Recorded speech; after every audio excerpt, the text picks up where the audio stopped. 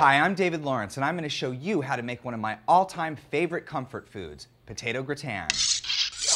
Okay, so the first step to making this recipe is two things. You want to make sure you choose the right pan. In this case, I'm using a metal pan, which I've generously buttered, because that's going to give us that beautiful crispy crust that we want in a good potato gratin.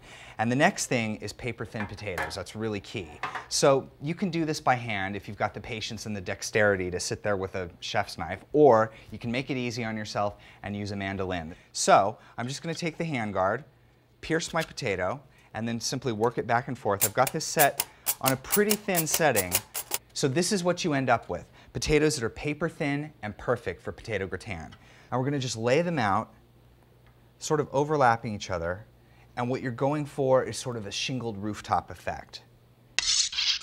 Okay, so now we're going to get on with scalding the milk. So we're going to flavor this up with a little bit of salt, lots of fresh cracked black pepper.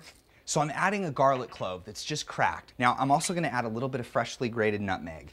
And I cannot tell you how important it is to use the freshly grated stuff. The stuff that comes in the can already grated, it's just not the same. So we're going to let this gently heat just until it's under the boil, and we're going to pour this over our potatoes. And I always like to take the garlic clove out because now the potatoes and the milk are beautifully infused with the flavor of the garlic. We're going to just cover this up with a little bit of foil and put this in the oven to bake for the first 15 minutes. Okay, so the potatoes are out of the oven. I'm going to take off the foil, and now what I'm going to do is I'm going to cover them with some scalded cream. And I know that looks like a lot of cream at this point, but the potatoes are really going to drink it up as they cook. And the final step, just a little bit of decadence as if we don't have enough going on already, so I'm going to dot the top of this with a little bit of softened butter. And what's going to happen as this bakes up in that hot oven, the top's going to get really crispy and bubbly and brown, and all this butter is going to melt down, and this is going to be delicious. Okay, so our potato gratin is out of the oven, and this thing looks gorgeous. So I'm going to just finish it off with a little bit of fresh chopped chive. So I cut this into pretty big squares and place that right onto the plate.